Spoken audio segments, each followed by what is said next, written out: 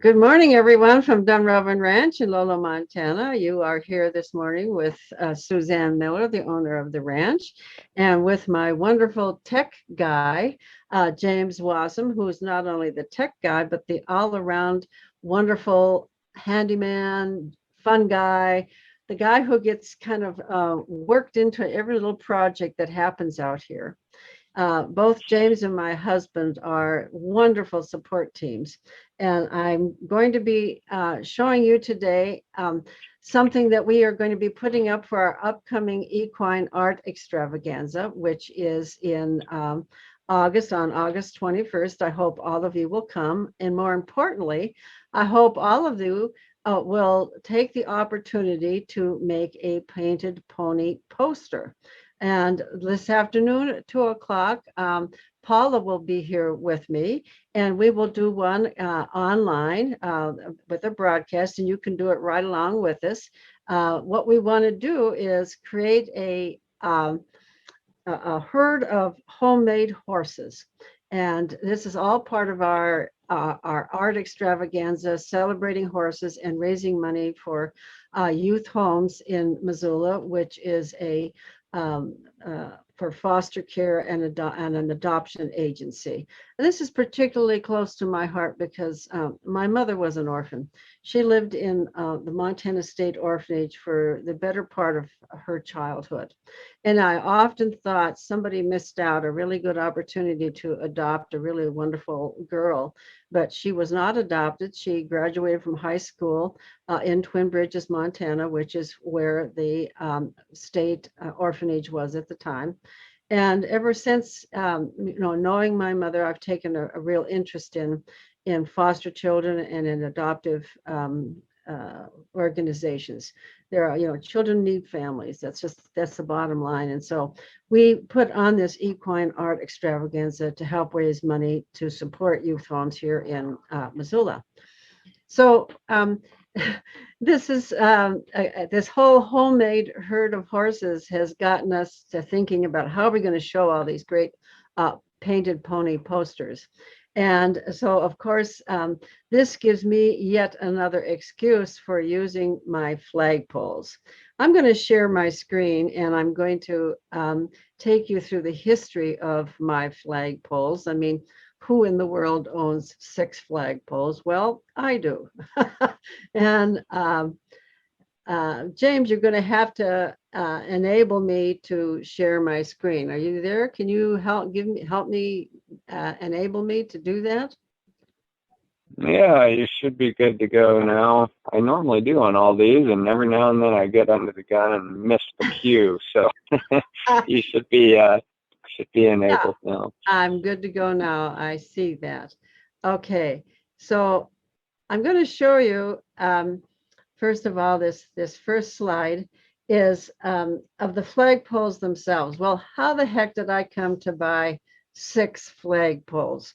Well, I had a booth at the Western Montana Fair here in Missoula, Montana, that was for Dunrobin Ranch. I was, drumming up business for the ranch. This was a number of years ago.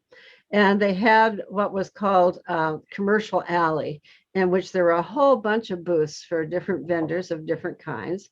And across the aisle was this guy who was selling these flagpoles. And I was really intrigued because they're telescopic. You can make them any size. And of course, my mind didn't see them as flagpoles, but rather as possibilities for art projects. And so I kept my eye on these flagpoles and I kept, thinking, oh, I'd love to buy a couple of those. I better think about it a little while. They were a little bit expensive. At any rate, I got to know the guy across the way there, and we chatted a bit. And he said, "Well, wait till the last day. If I have any that are left over, I'll sell you a couple on a really good deal."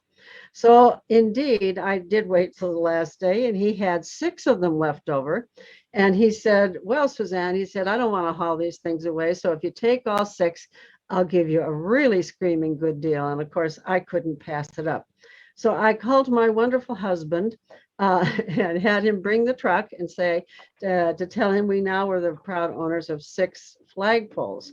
And of course, these flagpoles are intended to be mounted permanently in the ground, but that was not my idea because I really wanted to be able to move them around and use them for a variety of projects. I could see brides making canopies out of them, stringing lights in the summer. There's just all kinds of ways in which these telescopic poles could be used. But in order to move them around, of course, I had to have a stand. And if I wanted to move them, the stand had to be sturdy on the bottom and somewhat decorative. I wanted to be able to disguise them if necessary, and yet weighted so that they wouldn't fall over in a breeze. So I pressed my husband's willingness to create some flagpole stands for me. And what we came up with were some aluminum wash buckets with concrete in the bottom and with a pole sticking up through the top. And we put the concrete only in the bottom, thinking that we would also add some soil on top of that and then plant flowers for a kind of a flower pot arrangement. And you can see that Sterling put plastic over the top so that water wouldn't get into the shafts, which is exactly where the flagpoles sit, or in these shafts. So Sterling did an outstanding job of creating these, and we started putting them into service. And a couple ways we did it, of course, was to use them as regular flagpoles. We put them up at the 4th of July and for Memorial Day and things as that. But the wonderful thing about these is you can move them around wherever you want them. And at Christmas time, James took them and strung lights in a tree shape. And you can see that the trees are at various heights. So he has, the middle one is higher than the two next to it, and they're higher than the other ones. And this was really taking advantage of this telescopic aspect of these wonderful flagpoles. So then last year at the Equine Art Extravaganza, we wanted to put up our art screens. Some of you who have been here for a very long time know that we used to have these art screens along our driveway, but the wind would pick up these screens and they were kind of ruining them. And I love these screens so much. It's a series of panels with horses running across, and one panel runs right into the next. You can see where one horse starts in one panel and ends up on the other panel. They were hand painted by a woman named Penny Colt, who was the mother of a former ranch manager of mine. She just did an outstanding job. She also painted a second set of panels, which are kind of a forest scene. At any rate, you can see all of the flagpoles and their aluminum stands there kind of facing our lawn. So this background allowed some really fun photos of the two horses that were painted last year as part of the Equine Art Extravaganza. Remember that last year, because of COVID, we limited the number of people involved in the Equine Art Extravaganza. Normally we have 6 artists painting 6 different horses, but that it really involves a number of people. Each artist brings a couple of assistants, and then we have to have horse handlers. And by the time you get 6 painted horses, you're really talking about a group of 20 or 30 people just involved in the painting activities. And that was too much for the COVID restrictions. So we decided that we would limit our painting to 2 horses. And instead, we would have a competition between photographers using those 2 horses as their subjects. Normally, we have a competition, and you will all get to participate in this online. We'll explain more about that in a while. But this last year, we had a number of photographers, 6 photographers, compete over these 2 horses that were painted with the theme, "It Takes a Herd."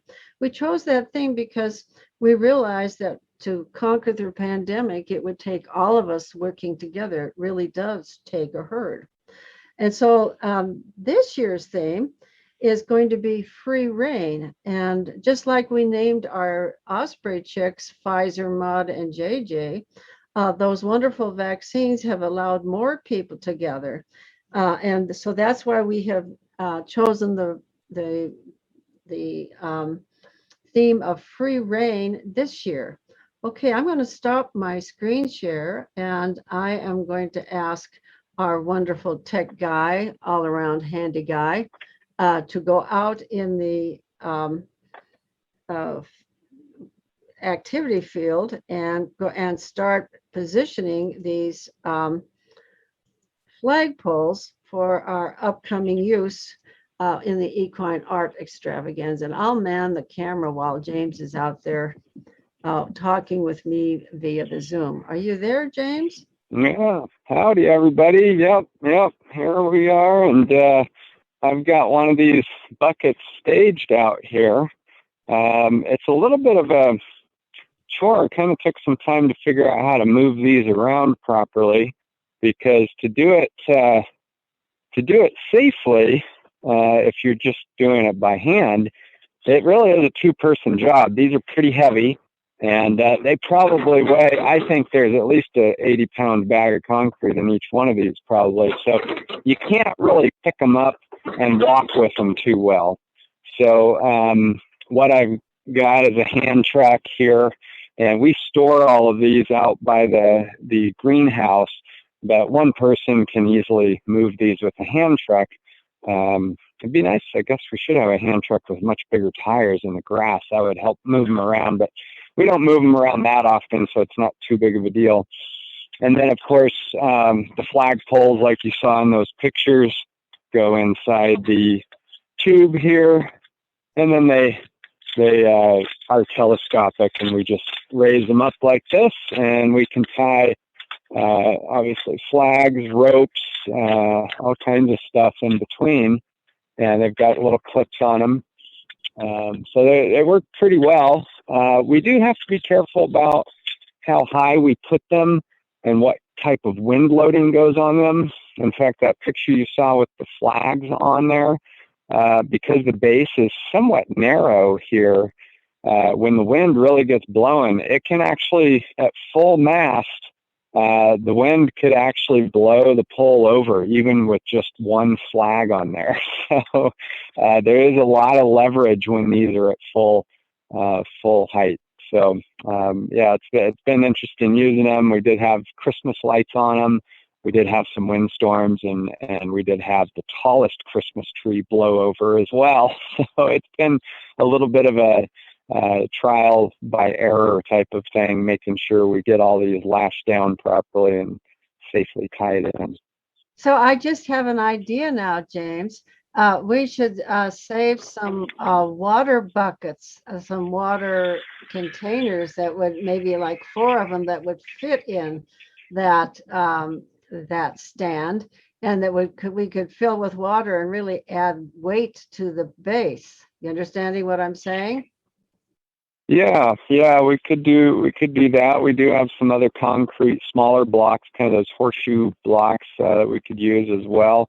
Water is about 8 pounds per gallon, I think, is what it is. So we could stick several gallons in there and add an extra 40 pounds or so to it, and I think that would certainly help.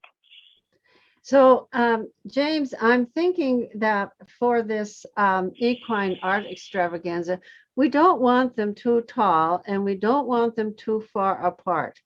My vision, and I've been working with Paula to create this vision, is that between the flagpoles, we will string some, basically what are clotheslines. All right. And the clotheslines would be intended to hang our painted pony posters from. Paula has purchased some really fun, colorful clothespin clips, just like people used in the days of yore. And I think that would be a great place for us to clip our painted pony photos, posters. So I'm thinking we would like about 3 lines of these posters in between each one of these flagpoles, and each poster could be as high as 19 inches. We are printing these out on 13-inch by 19-inch poster board. And so a 19-inch is one a horse rearing. And so if we put a rearing horse on the line, it would need at least 19 inches between the lines. Are you following me, James? Yeah, and right now the lowest these poles go is where they're at now. If we did use the current kind of configuration and come down, 19 inches is about right in here. So that this would be your first row, let's say, and then the second row could be another step down, so somewhere about right in here. So if we left them at this height, the bottom row would end at about this level. So you'd be able to get 2 rows. If we went up one more, obviously we'd be able to get quite a few in there if you wanted 3 rows of posters across the 3 stands. And I don't know if this is how close you want these. I brought some cones out to mark where we might put other stands, and we can play around with that positioning a little bit if you like. Well, I do think they need to be rather close together, and it seems to me that you've got those cones fairly close. We don't want the lines to sag, James. And so I'm not exactly sure how we can prevent that, or how you would attach the lines to the pole so they wouldn't slip down. My vision. One thing we did last year is this top line we'd run across the poles, and then at the very top we'd bring it down and stake it into the ground, or we tie it off to the bucket. But if we stake it into the ground here, that gives some leverage, and it ties all these really tight, locks them down, and then if there is any wind or somebody kind of pushes on it, it's not going to go anywhere. So that's how we kind of keep them tight, and then we can keep the middle lines pretty tight just by tying them to the pole. Yeah, I think that's a really good idea. And then we could decorate those guidelines. So, put flags on them and things to make it look very festive, pennants, things of that nature. So that I like that idea, James. And I think you've got them fairly well positioned right now in front of the sumac. I didn't want to interfere with the kind of traffic pattern. So it's I guess if I had my druthers, I might have you move all 3 a little bit to the north, kind of uh, midway between the arch and that first picnic table, because a lot of people will be going kind of in that direction. Does that make sense to you? Yeah, absolutely. So we can kind of shift them about that way, and maybe put the middle one somewhere in here. Yeah, yeah. And then I'm thinking also that it might be best if we move them back a little bit towards the sumac so that people didn't go behind them. Put them fairly close to the sumac. Yeah, so about as close as we can get is probably about right here. Yeah. So there's that one. And And they're not going to be super tall, but yeah, there. I think that would also allow us to put a guide wire behind them, wouldn't it? If people to prevent people from going behind even. sure, sure. Yeah. No, Yeah, I'm kind of liking that, James. And I yeah, think I think that'll work out well. um and I guess if I had my druthers, I would have the poles go up one. I'd rather have them off the ground than having them hang down too close to the ground. So let's see what the Yeah, absolutely. So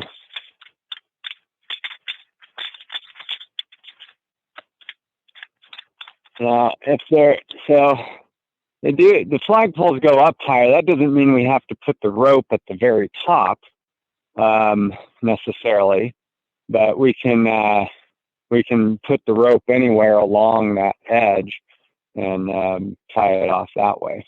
Yeah, I think that, yeah, I like that. And I think what we can do is get some inexpensive pennants, James, and put them along the top and along the guide wires to give it a really festive look. Sure. Yeah, absolutely. Okay. Yep.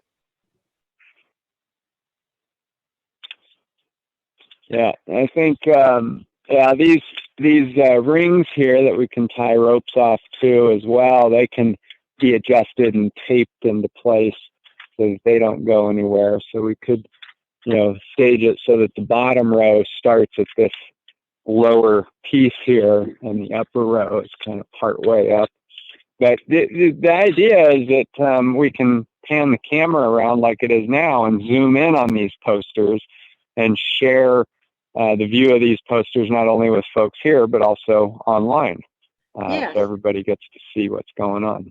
And I'm really hopeful that people online will make posters and send them in. We've already started to receive some, and it's a really easy process that people can do. We're going to go over it this afternoon in detail, but basically all you need to do is download the outline of a horse and print it off on an 8.5 by 11, just a regular piece of paper, and decorate it with however you want. You can make it three-dimensional, however you want to do that. And then take a photo of it and send us the photo plus your name and where you live, your first name and where you live. And then we will blow it up as a poster and get it printed on poster board and hang it. And my hope is that we can make a map, James, just like we did with the herd of huggable horses, of where the various horses came from in the United States, so that we can, show that people from across the country are participating. This is kind of a first for us, but my hope is that in future years, we'll really build this into something that we can then sell these little posters to local businesses and to use the money for the youth homes. So that way, everybody would be contributing in terms of the fundraising, not contributing money from online, but contributing their talents. And believe me, if I can do this, others can. And I think, I believe you and Paula have a special broadcast this afternoon where you're going to walk people through every step of the process and really introduce everyone to how they can get involved in that project. I think you've got a lot of helpful materials and a step-by-step kind of follow along picture-by-picture guide to making this happen. Yes, we do. 2:00 this afternoon, we will be out there. And I would really appreciate it if you would go ahead and put these flagpoles up, James, complete the project and get us at least a sample line so that we can demonstrate how we're going to hang them during our broadcast. Is that possible? Yeah, I'll get 2 of them set up. We actually need to, I don't want to leave them up yet because we've got a few weeks left before the event. I don't want to turn the grass yellow underneath the bases. So we'll get 2 of them set up. I'll get some ropes kind of tied in as a concept and we'll test it out. Okay. I think you've got some 19-inch poster board ready to go. So we can, I'll get a ladder out here and we'll be ready to test that out. And then we'll mark the spots. And then here in, I guess it's a couple of weeks, 2 or 3 weeks, we'll be able to put everything up permanent, get the banners up and dial everything in. Yeah, that would be great. This would also give us an opportunity to test out the spacing so that it doesn't sag, etc. So this would be a good test this afternoon. Well, this is absolutely terrific. James, I really appreciate your help in all this. And more than anything, I appreciate your jovial attitude about doing all these crazy projects that we come up with. Hey, it gets me out from behind the computer screen, which isn't a bad thing. So that's what's great about working on a ranch. Even doing tech work, you have plenty of excuses to not be sitting around behind a glaring screen. Oh, yeah. Everybody sees you out there and about a lot all day. So thank you, James, and thank all of you. I can't encourage you enough to contribute your poster. I think it will be fun, and it doesn't require any kind of special talent. Just go for it. Give us what you got. Like I said, I did one and I had fun doing it. So we'll see you this afternoon at 2 o'clock. My friend Paula, and she has an artist friend who's going to be with us. We'll set up shop right out there. You can watch us go through the whole process, and then hopefully you're going to be sending in your own to us. And all you have to do is email it or even text it, the end photo of your project. So thank you, James, for your work here, and I'm going to sign off at that. And Absolutely. okay, say All goodbye. right. Well, thanks everybody. We'll see you back here live at 2 o'clock with Paula and Suzanne. Thank you.